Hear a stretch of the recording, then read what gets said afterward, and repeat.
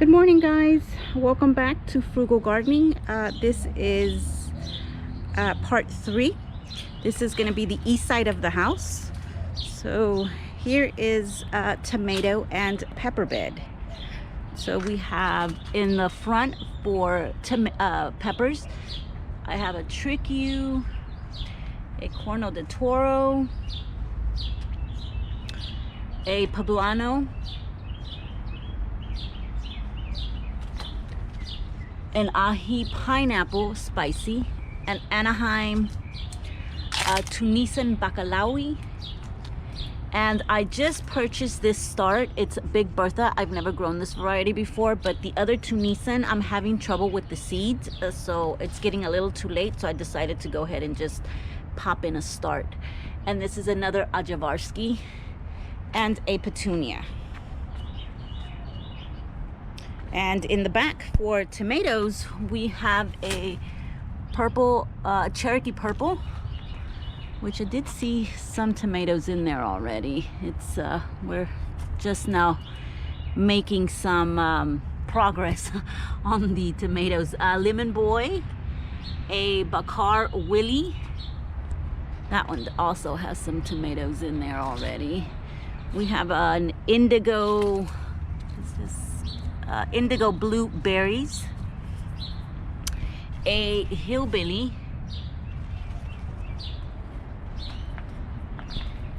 a sunny boy, which I've grown before, and I really like the flavor and the way they grow. Very prolific. A black creme, another one. I just purchased the second one for the back bed, and a yellow pear. So that's what we have for tomatoes here. And on this side we have a Mars grape, which is a purple grape.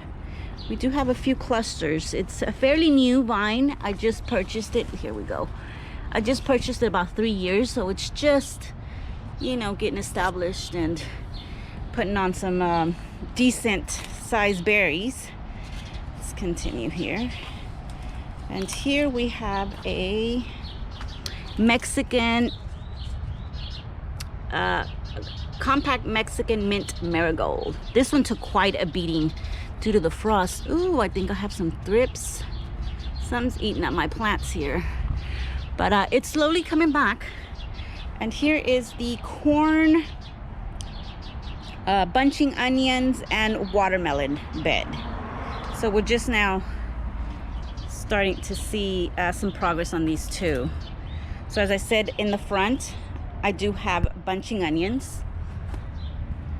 See, in the corners, back corners, I have, this is a lemon drop watermelon, which I'm hoping it's gonna climb up on the trellises. It's a yellow, small, single serving watermelon, which I'm super excited about. And this is my cat squirrel proof. Something was coming in here at night and digging in there, and I've had to replace, as you can see, this one's way smaller. I had to replace a couple in the front because they really did a number on them. And back here is another watermelon that I have. This is a Benny watermelon, also green, single serving, small. The corn is a early sun glow, which don't get very tall. They get about 4.5 feet tall, which is perfect for, you know, your home gardening and small gardening. I think it's a multicolored, no, a sweet, what is it? Two-toned corn. And here is a nasturtium that I have in the corners. I still don't have any nasturtium flowers yet. We have a zinnia. Check this out. This is a cactus zinnia. And a squash, a Costala Romanesco. It's taking its time back here. I did start it pretty late back here. And this is my potato patch. Now, in one of these bags, I had to make a decision, and I did have to take the existing potatoes that were already in there, which was the Yukon Gold, those, and move them to the herb side of the bed that was empty.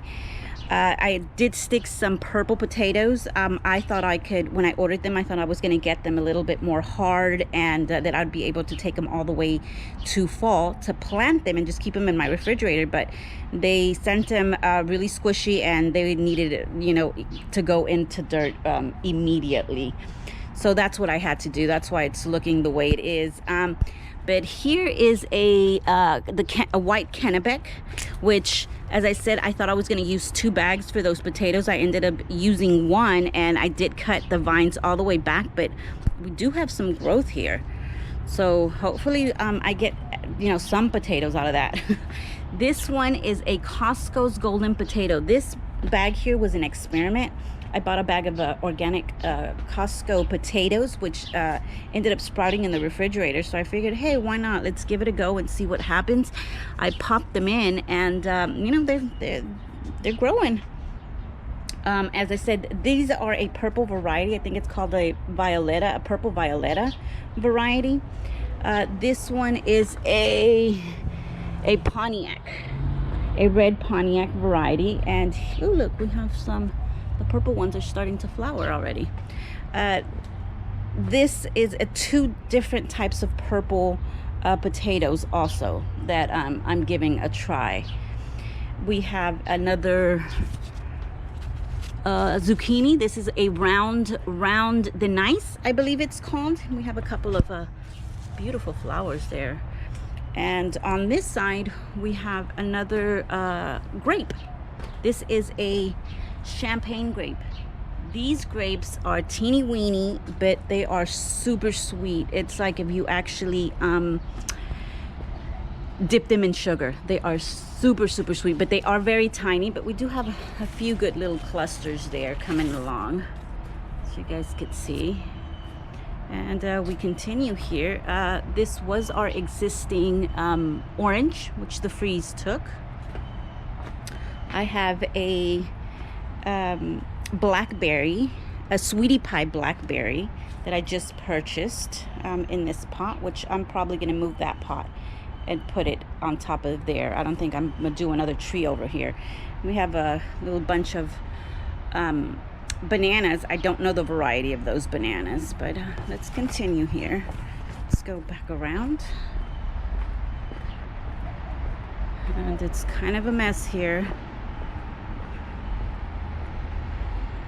So here, guys, I had to replace my back bed here. I had favas, which we have been getting a lot of water, a lot of rain these past few weeks, and they don't like the amount of water that we're getting. So I didn't think I was gonna end up getting any fruit by the end of the season before they end up, you know, dying.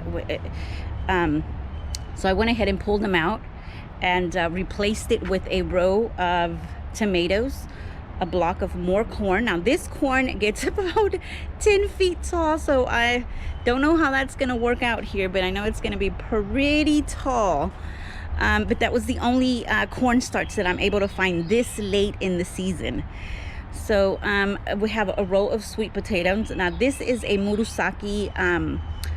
It's a pink or purplish colored the skin is, and the inside is white. But these vine out. It's not the bushing type, so I don't know how that's gonna work out either. I'm most likely probably gonna have vines all along, you know, the edges, which I might have to end up trimming eventually. And in these little makeshift water bottle thingies, I have baby zinnias in there. I put these because of the squirrels.